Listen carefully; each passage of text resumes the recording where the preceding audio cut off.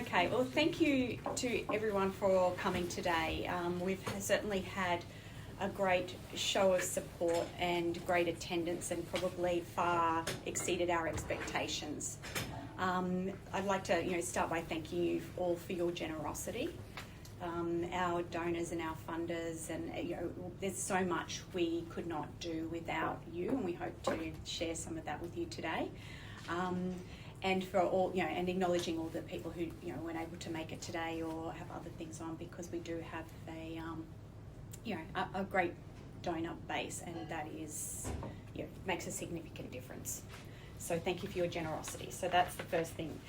A bit of a brief history about ABLE, and I'm sure the donors, many of you today have been donating for 25, 30 years or more. So, I feel like a massive clap, because actually, well done. And I think that just shows, I'd hope, the great work we do and your support for us. So you probably could tell the history of ABLE, far better than I could, and I've already heard some of those stories this morning, so that's really great. But we started as an organisation. It's the Deafblind Association, and it started in the 50s during what was the rubella outbreak, which some of you may recall, through the sort of 50s, 60s, where many women who were pregnant, if they contracted rubella, that had a very significant impact often on the child, and they were born deaf-blind.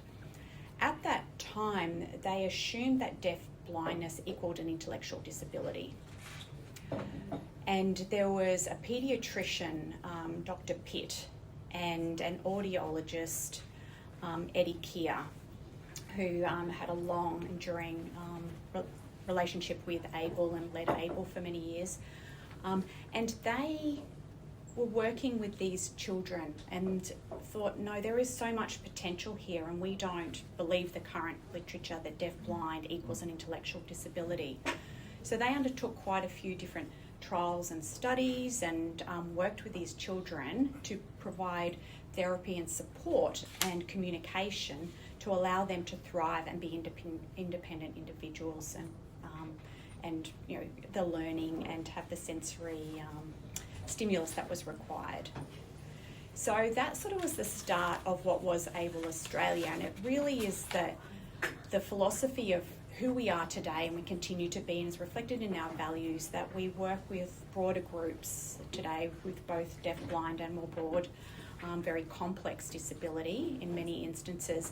But it's around that sort of belief that working with an individual to understand them as an individual and communicate with them, and to get the best out of what that individual wants and what they can achieve, and believing in what can be and what they can do rather than what we can't do, which is often society and where we're at. And it wasn't long ago that we sort of set up services, and we did here's your cup of tea, and what do you want next, and sit here and do this, and which is a very different environment today. It's really about, what do you want to do? What are your goals? And you'll hear a lot about that today, particularly from Graham, who's works with our day service, in our day services. So we've been on a journey of ABLE. So we're sort of saying we had our 50th not long ago, and then I was doing the sums. So in 1967, we became the Deaf-Blind Association, and it had slightly different iterations of names. And that's 59 years ago. So no doubt we'll be celebrating 60 years next. So I must put that on the calendar and remember, because we need to. I've been working at ABLE for, I keep saying 7 years, but it's probably, I need to look at that date, it's probably going on 8, and I've sort of been in different roles during my time here. I started in being brought in for quality. The NDIS was rolling out, and everyone was like, oh, what's this? And I was brought in to get us ready for that NDIS, and soon moved into the operations. So I've worked with many clients, many staff, and we continued to grow over that time. One of the more recent ventures we went on was in Tasmania, and at the end of 2024 we acquired another organisation called Mosaic down there, which are a truly beautiful organisation with some very similar values to ABLE Australia, because because NDIS is a little bit of a tough gig at the moment, if you have probably read in the papers. And so we're one of the largest providers in Tasmania at this time. And what that has allowed is it's very similar to ABLE. We've got accommodation supports for people. We've got day programs that people will attend and go into the community. But it also has children. So this is sort of giving us a sort of bedrock to get back in and grow our children's services.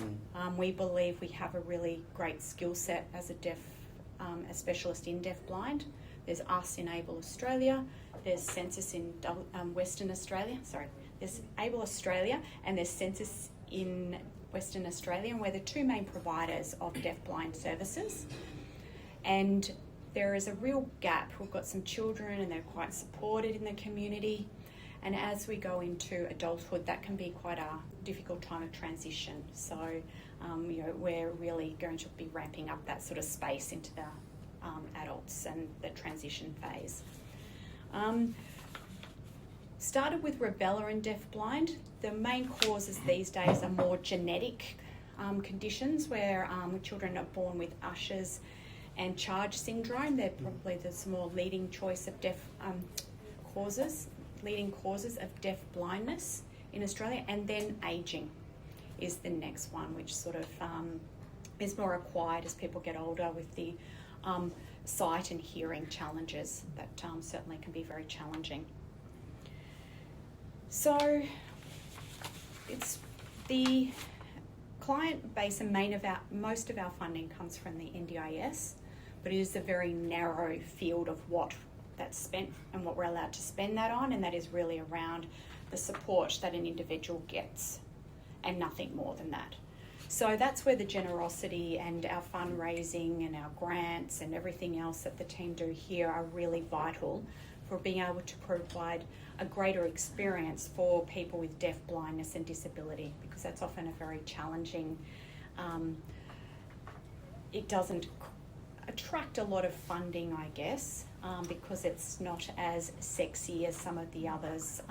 So it is it's a struggling space often, but it is really vital, and we'll hear more about how we use a lot of those dollars, and you see it through the newsletters and alike.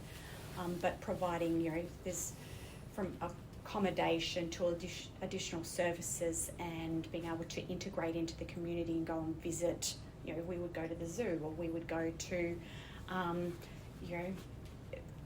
might be doing exercise classes, but often that's a real barrier for some people. One, because they can't access it and they need additional support in order to do so, and two, it's the affordability. So we do a whole range of different activities that allow us through our donors, and we do have some grants as well that we seek to supplement that, that just provide a better opportunity for people that we support. And that's certainly thanks to people here and more broadly. So that's sort of, I suppose, the introduction, the brief. I'm not sure if there's any questions at this point in time, or I might hand to Dr. Meredith. Hey, how are you? You touched on NDIS, and you said that's most of your funding, but has that meant that you've sort of changed the way you operate, in the sense that you've got these one-on-one care services? Have you added additional resources to be able to spend that money, and the traditional part of it goes on as it always did? Yeah, so NDIS is it's a challenging environment. It needs to be sustainable, and we all agree on that, because we want it to be here for generations to come.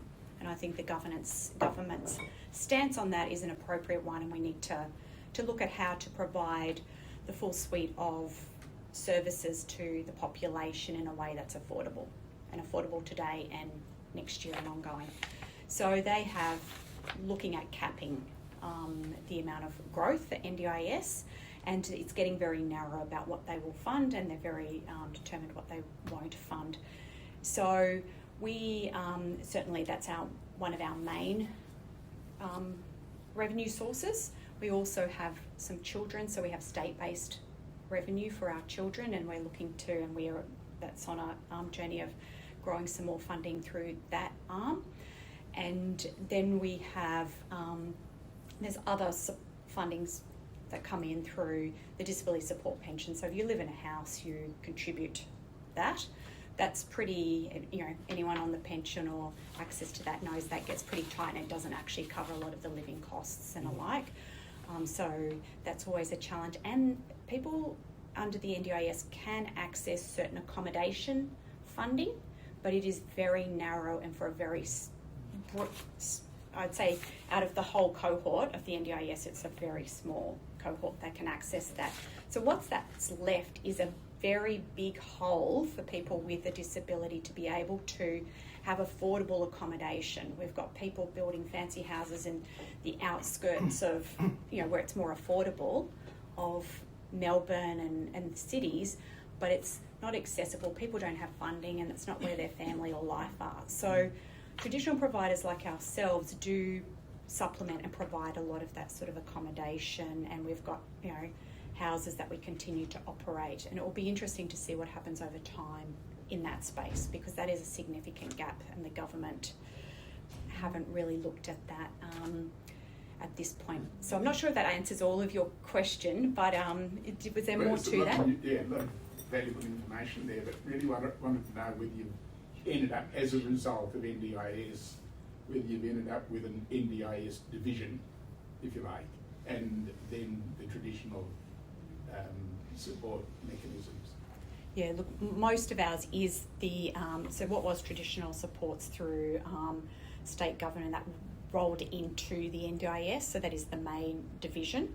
So in ours we've got our NDIS funded services are the main portion of that, quite significant. We've got deaf-blind services as another component, but that's a smaller component, but still a lot of NDIS funded for that perspective. We have some of our housing and alike that we were in, and we've got out of that because that's more for a specialised segment of the market, and they do it better than we do. So we're looking to access that, and we've got children's.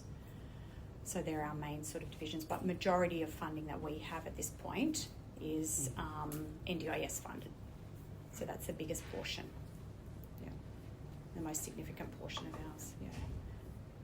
And then under NDIS we have home and living, we have day service programs, we have our behaviour support practice, and then children's is separate. I think that's everything. I missed anything. Non-face-to-face claiming, those types of so things. It gets quite detailed. Any other questions or? Well, NDIS would have been a godsend then, wouldn't they, when they came on board to give you the assistance and support that you need? Yeah, it's an interesting, yes, absolutely. I think if we, for those who've been in disability for a long time and to see where it was pre-NDIS, and I would always class it as you had the haves and the have-nots. It has resolved a lot of that. Has it resolved all of that? I think it went through and everyone was eligible, and everyone, who applied pretty much got access. We're seeing that constrict quite a lot more, and I think there is some appropriateness to that, and there is something that's not appropriate. The government, their priority at the moment is to save money, and that's where they're going. The easiest way to save money at this point, unfortunately, is by taking it off some of our most vulnerable people. And that creates a tricky environment for us, I have to say.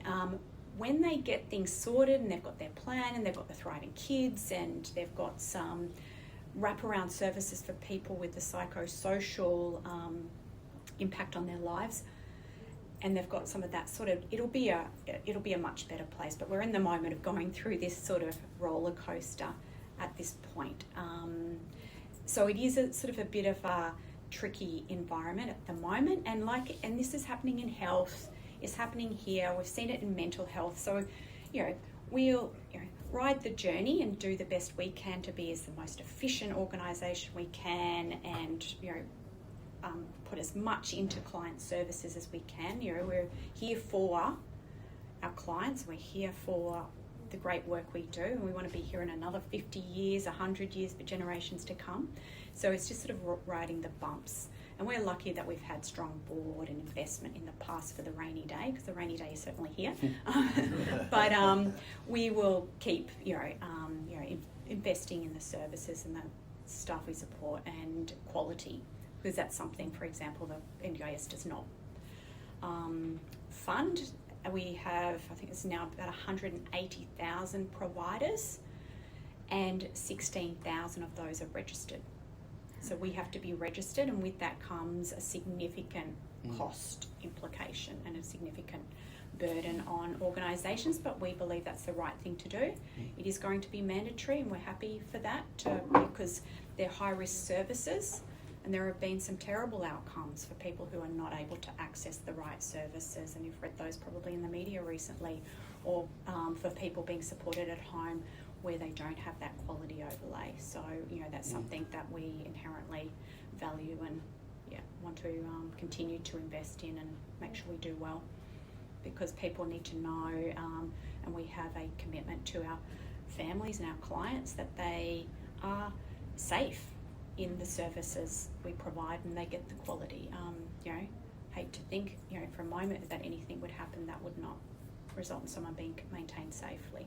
So that's where we invest in that, and training of staff and making sure that we do that.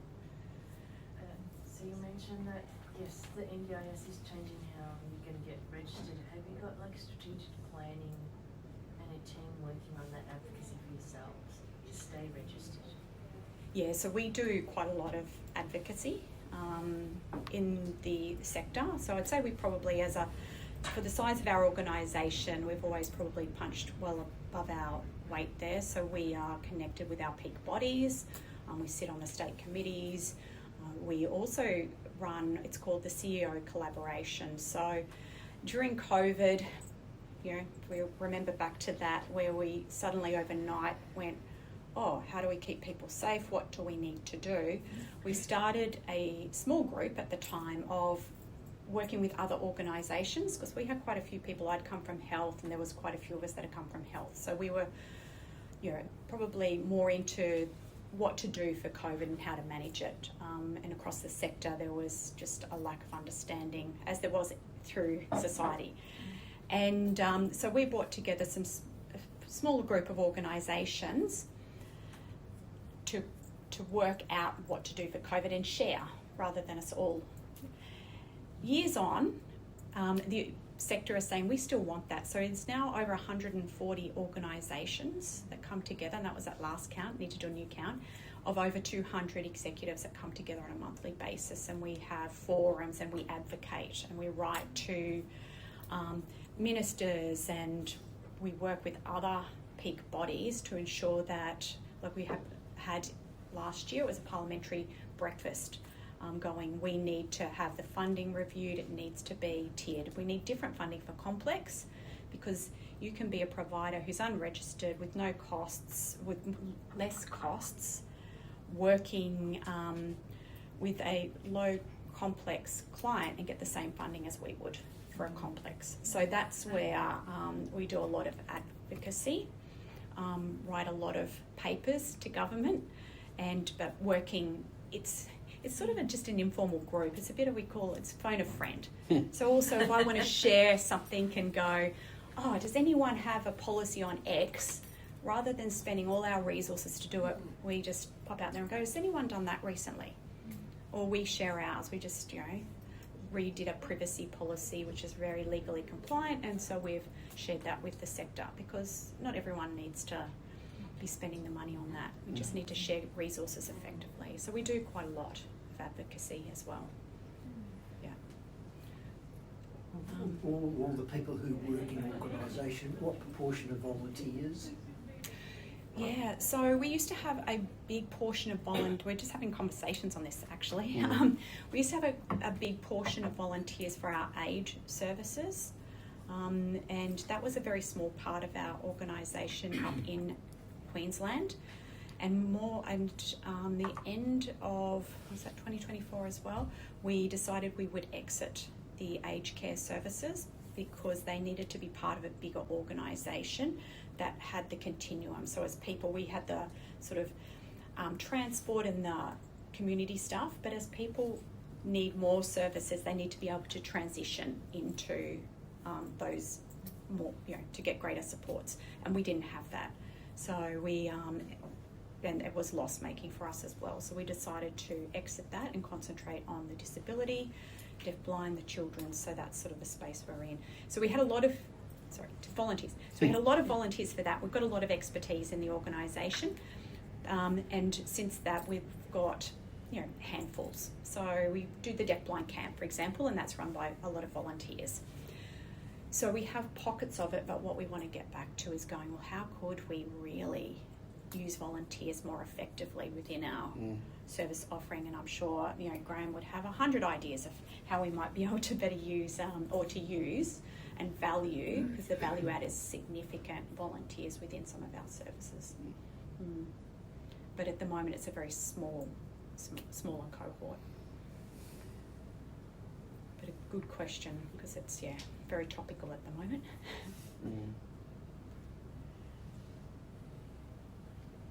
Okay, well, I might pass to Meredith. There's certainly more opportunity for lots more questions. So, Great. Thanks, everybody. Thanks, Lynette. So I work as the National Head of Research and Centre of Excellence in Deafblindness, and feel really privileged to have the opportunity to take the legacy that Lynette just spoke about of our heritage and our history of working with people with deafblindness. So today I really just wanted to share some of the current projects that we're working on. And with the NDIS, yes, we're really very heavily dependent on grant funding now to do most of our work. So all the projects that I'll speak about today are grant funded. And the first one is in collaboration with the organisations Lynette was mentioning. So Census WA in Perth, and also Deafblind Australia, which is the peak body. We've formed a group called Deafblind Information Australia, and that project is funded by the Department of Health, Disability and Ageing. And so for our component at Able Australia, there's a huge need for learning and training in deafblindness. A lot of people just have no idea where to start or how to work with people with deafblindness. So we run face-to-face national training, and we run it face-to-face because it's very hands-on and very practical. There's so many tactile components of working with people with deafblindness, and as research is growing, we're getting better understanding actually of how to have really high quality interactions with people with deafblindness. So that's run across Australia. We also have developed an online training because obviously not everyone can get to that face-to-face training, so we need this other option to make it accessible and that people are at least getting the theory and getting a bit of learning, but then we do the hands-on to really build the skills. So we've partnered with the Academy of Healthcare, which is a registered training organisation, and we're just onto our third pilot of that online course and getting really great feedback, which is exciting. And we've also got quite a few people with deafblindness going through that course, which has been really wonderful to see how much they're learning about deafblindness as well. So another project that we're working on is a research project. We've actually got 3 projects at the moment, all facing on orientation and mobility. So anyone with deafblindness, they're such a diverse and varied group. They communicate differently, depending on the age of onset, depending on the cause, depending on other disabilities. But there are a couple of things that anyone with deafblindness has in common. And so communication challenges is one, which is why we have that big focus on training around communication. But orientation and mobility is another issue that affects any person with deafblindness. And a recent big international project to develop a course set, which the World Health Organization has this framework around functioning and participation. It's called I always forget the I framework, International Classification of Functioning ICF, yes, International Classification of Functioning, Disability and Health. It's this huge, big framework with all these codes, but they worked, it was a 4-year project to develop a core set around deafblindness. And of course, one of the key things that came through was orientation and mobility. So it's not surprising that we're getting funding to do work in that area. So the National Disability Research Partnership funded a research project to find out what are the issues that are facing people with deafblindness with their orientation and mobility. So we ran focus groups around Australia with people with deafblindness, and we're just in the process of analysing that data and coming up with a research question to move forward. We were also funded by the Transport Accident Commission and Department of Transport and Planning to do a project to train up the communication guides, the people who work with people with deafblindness, but also people with deafblindness themselves, on some strategies and tips and ways of being safer when they're getting out and about. And they're particularly looking at road safety, but I guess that project's highlighted, like they're even struggling in buildings, let alone getting out of the building. So there's a lot of things to address before we even get to road crossings. There's some of the big projects we're working on. There's also some international work going on a global definition of deafblindness. You would think by now we might have a definition, but lots of countries don't even have a definition that they use. It's not well recognised in Australia. Different departments have different definitions. We wouldn't fully agree with the NDIS's definition, which says you need a profound loss of both vision and hearing, whereas we know that if you're profoundly deaf, even a mild vision impairment will impact your ability to compensate fully, and it does have a big impact. If the lights dim, you'll be much more impacted. So there's work going on around developing a global definition that works across contexts as well, because different countries have different issues. So we've just submitted a paper. We've interviewed people with deafblindness across the world on what they think should be included in a definition, so that identifying as deafblind, not everyone with deafblindness even identifies as being deafblind. I think a lot of the older people that Lynette was talking about, we would consider to be deafblind, but they just think, oh, I don't see or hear very well. But a lot of the strategies that you can apply in deafblindness are equally relevant.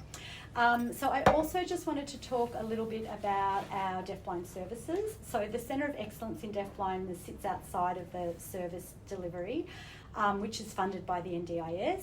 So that's predominantly communication guide support, which is the one-to-one support in the community, going to doctor's appointments, going swimming, going to the bank, doing all those tasks that are so difficult when you can't see and hear. So there's the communication guides, which are basically support workers, but they're skilled and experienced in working with people with deafblindness and understand all the communication methods, the guiding skills. Then we have support coordination. So that's, again, an NDIS funded service where they help to bring in the right staff to be working with the deafblind person and making sure they're using their funding in the way that it sets out in their plan. We have a recreation program that we partner with Deafblind Victoria on, and so there's a monthly activity where people all get to go out. I think that sense of belonging is so important. It's another key issue with deafblindness, that you go to a blindness service or blindness events and they don't really get it, and the deafness events don't really get it. So that sense of coming together where everyone really gets deafblindness. So those recreation activities they're a nice just opportunity to get out, but also to have that feeling that you belong to a group. The Deafblind Camp, as Lynette mentioned, which is grant funded, and it's led. We have a Deafblind Camp coordinator who's paid to do that role, but then we also have a committee of people with deafblindness all guiding that camp, which is fantastic. It's really the first time it's been truly deafblind led. So that's coming up next month in April. And I think, and our communication guide training, which the Deafblind Services Manager and I run, together with Deafblind Victoria as well, and some members of Graham's team recently attended. So we run it for our communication guides, but also people fly in from interstate to do that training, because there's just no training around in how to work with deafblind people. So we run that 2 to 3 times a year. It's a 2-day session, and we also bring in an orientation mobility specialist to teach everyone about the guiding and use of canes. I'm pretty sure that's everything I needed to cover, but I'm also happy to answer questions now or when we're chatting over morning tea. But yeah, happy to take any now if anyone has any. I just have to say it's wonderful to see that deafblind people are really being consulted. Thanks. I think that whole nothing about us without us, we absolutely need to be, and building the capacity of people with deaf blindness. The more they're attending meetings, the more they get to know the process. That project that I spoke about, the Deafblind Information Australia project, where we're running training and developing the course, we have a reference group of people with deaf blindness who sit on that, and we also employ deafblind trainers in every state that we go to, so they deliver a chunk of the training as well. And I guess because that project's been running for a few years now, what's been really lovely is to see their presentation skills really developing. And that they're doing a few more webinars for us now, and we're sort of building those skills. So yes, absolutely working together with deafblind people is critical. There's no other questions. I'll happily pass over to Graham, but yeah, really keen to talk and chat in the break if anyone's got any other questions. Thank you. I'm not sure I can follow up those great talks, but I'll do my best. My name's Gray, short for Graham. Yes, I've got a funny accent, I know. Please don't hold it against me. I'm from South Africa. I think I detected another accent somewhere down there, maybe. Could be wrong. So I've been in disability for 20 plus years. So obviously I started working when I was 3 years old. I am very, very passionate about the industry. I'm very, very passionate about working for ABLE. I am very passionate about advocating for people with disability who the majority of the clients that come to our day service wouldn't be able to advocate for themselves. So their safety and their basic needs are at the absolute forefront of everything that we do. Okay, so I've written a whole bunch of notes down just because I've got a lot to talk about, and as you can see, I like to talk, so please let me know when I do have to just be quiet. And I just want to make sure that I give you a really good overall picture about what we do and how grateful we are for all of your involvement in that, because without that, we wouldn't be able to do all this, like, truly. And as Lynette's indicated, NDIS is certainly getting a lot stricter about the funding and making things a bit harder, so we have to be a bit creative with what we do. So yeah, that's all extremely appreciated. I'm going to go back and forth between a few different things, but some of the really exciting things that we're able to do with generous donations is have big events that we're able to host. That picture over there is our garden with some staff and clients centered around our veggie patch area. So we are on an old lawn bowls club grounds that we rent from council. So we have a beautiful landscape available to us, some beautiful outdoor areas, and we are very grateful to be able to host these big events. And we then invite other people to join us. So we've got 2-day services in Victoria. The one I work at's in Camberwell, just a few clicks that way. And then we got another one in Northcote. So when we have these big events, the other clients and staff from Northcote attend. We invite families to attend. We invite other supports to attend, and also residents and staff that work and live in our SIL facilities as well, so our accommodation. So some of those big events that we like to host, we do an ABLE Games in line with like Commonwealth Games or Olympics, and we all decorate T-shirts, and we all part of one big team, and we make torches, and we have this massive parade. And Lynette's been with these before as well, and it's all about inclusivity. So it doesn't matter like how you do or what you do, it's just that everyone gives it a go, basically. That's what it's all about, in getting people engaged. Other big events that we do, tomorrow we're actually celebrating St. Patrick's Day a little bit early, so that's going to be heaps of fun. We do a Friendship Day in line with Valentine's Day. We do Halloween.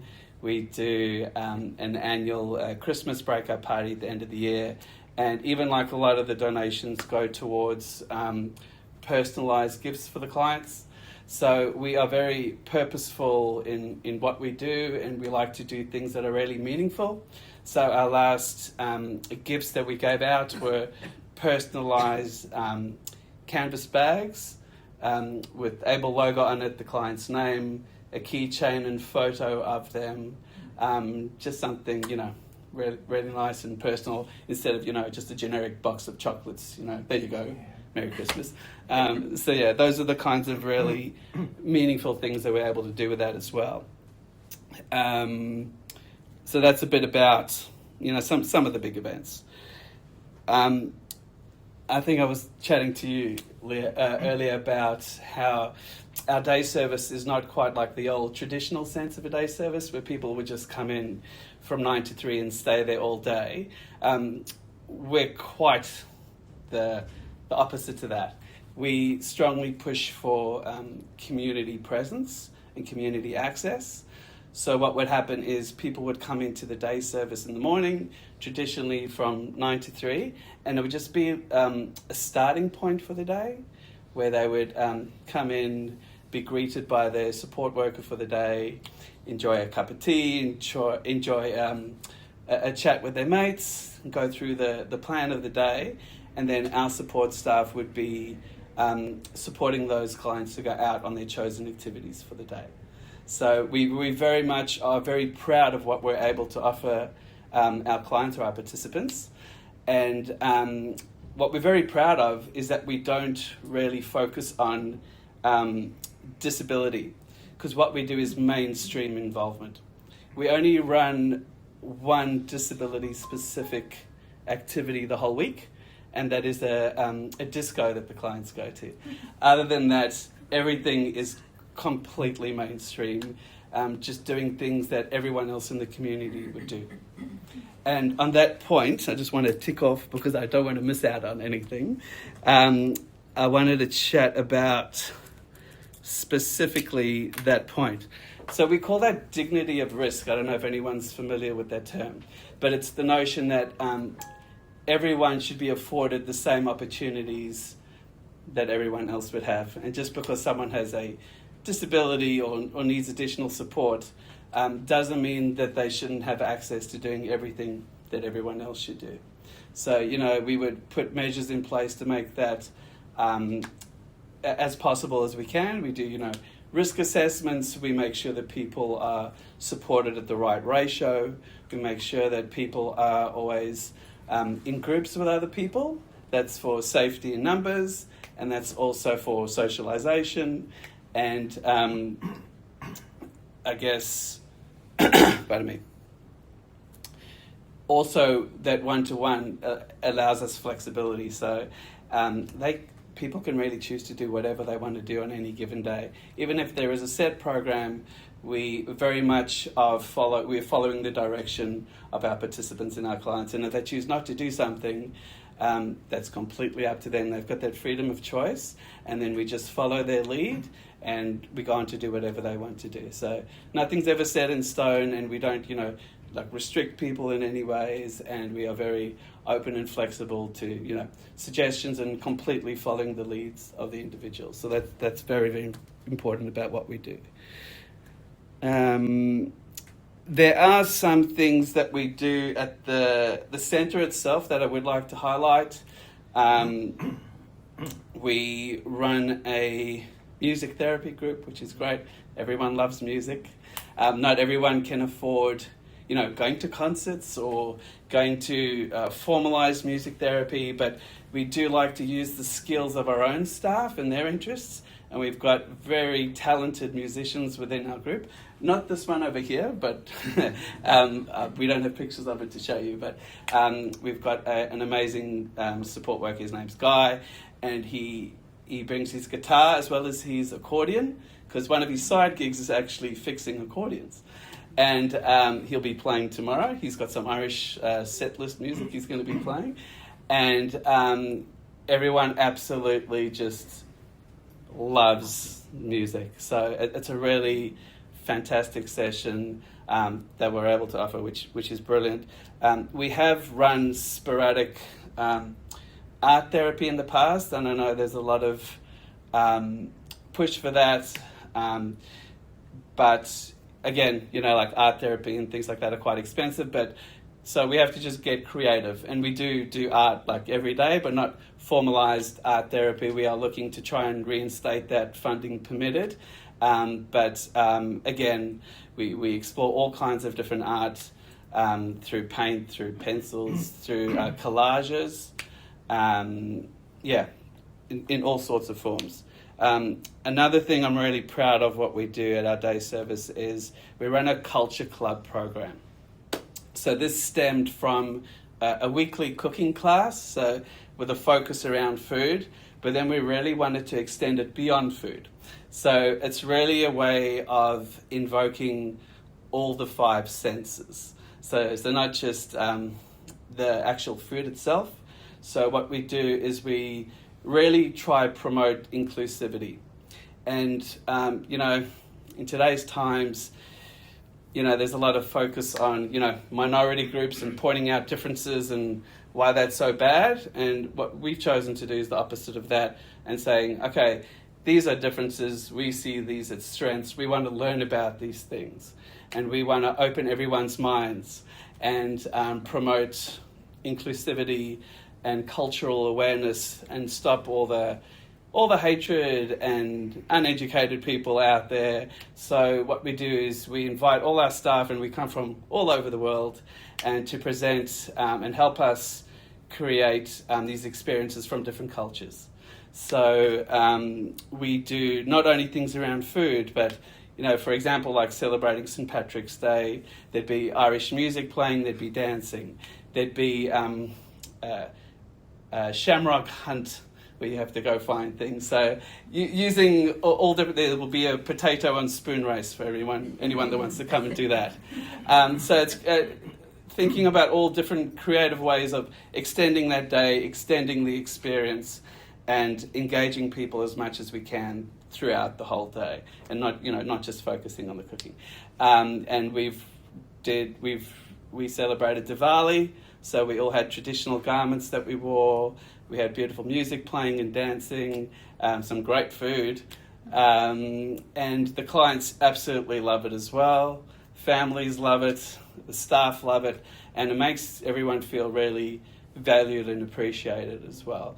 And those are the kind of sentiments that we are hoping to inspire others to learn from, and hopefully incorporate that into their programs as well. So even though we're not one of those day services where a lot of things, happen at the centre, we do mostly stuff outside. What we do is always very purposeful and done with a lot of thought and really meaningful. Yeah. So what we do offer out in the community, like I was saying, although there are some kind of structured activities through the week, we really are quite flexible with what we can offer within reason. Some of the regular activities that you might see on our socials or hear about are bowling. Who doesn't like bowling? Swimming. So we do swimming several times a week. I think we're doing it 3 to 4 times a week now, and there's some people that swim twice a week. And I get in the pool myself. I was swimming with a client last Friday, one of my highlights of my job, when I get to do that. And those are the kinds of things that would really help as well, because some of the participants have quite high support needs, and some of them require 2 people to swim. For their own safety, they may have to be like hoisted from a wheelchair, or there may be behavioural needs, and they might need additional staff on hand. So all those kinds of things, cost extra money too. But swimming is just next level. I mean, the people in different environments have just completely blown me away, and you really get to see what they're capable of. Like, you just wouldn't think that someone with such limited ability would have so much ability in the water, and seeing them smile, and just that's truly the best parts of my job. The swimming program. We got clients that go to gym. We got clients that go to parks and gardens. And again, we wouldn't just visit the same parks or gardens every week, because everyone would get bored of that. So we go all around Melbourne to all different parks. And again, everything we do is very purposeful. So we make sure that the staff fill out survey forms when they go to different locations, and they could feed back to us if that specific client enjoyed that experience or if they didn't, so that we can modify our programs from week to week. We do a program which we call Shop, Learn and Cook. So again, incorporating life skills.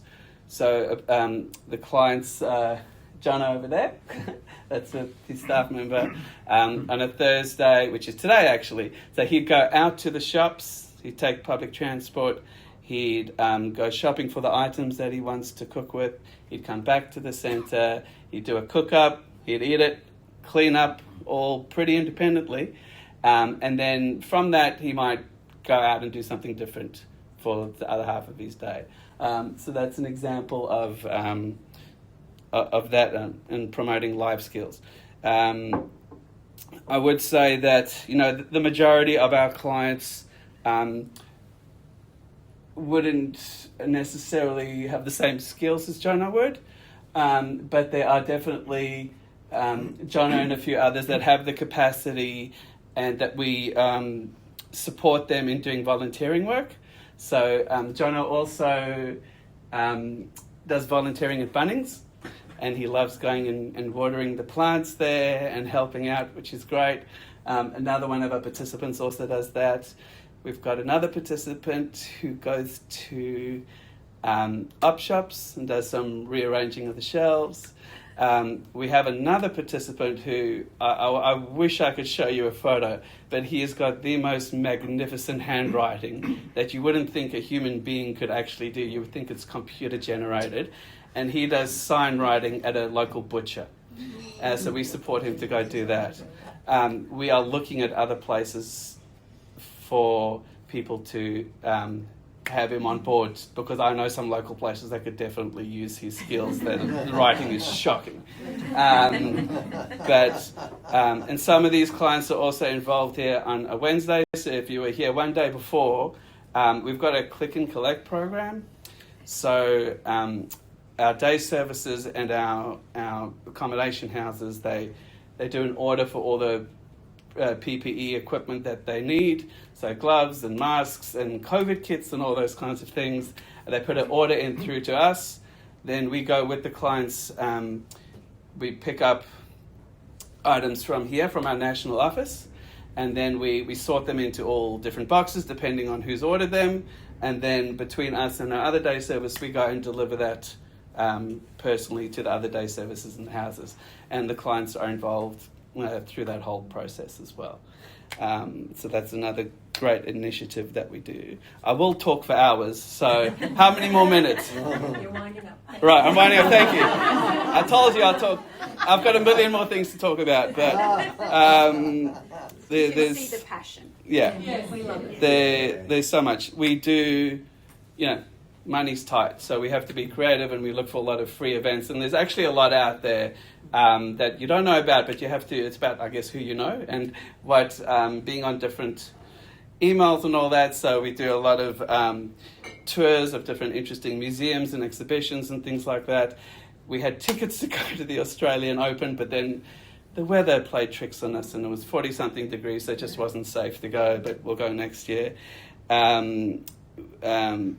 We go to Acme and Science Works and all these great free exhibitions that are available to everyone. We also go to the Oakley Fire Station a few times a year for a demo, which is one of the absolute highlights. Absolutely love it. The joy on their faces from squirting the water hoses is just, that gets the most hits on socials by far, those posts. That's heaps of fun. And just I want to get back to the impact a bit, because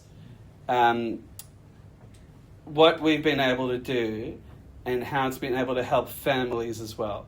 So particularly with one client, he's got very high behavioural needs, and his parents are quite desperate, and they really didn't know how to control the behaviour. They didn't know what strategies to use. They were really quite helpless. And until we jumped in and started supporting him and showed them what's possible, this young gentleman is now able to go to the shops, cook for himself. He's out all day, every single day, out in the community. And the family have taken our lead now, and together with the behaviour support team have been able to, they go out with him, but not only in the community, they've been able to travel overseas with him. And sometimes for like 6 weeks at a time. And that is such a huge thing they never ever thought they'd be able to do. So the impacts are far greater than just the individual. And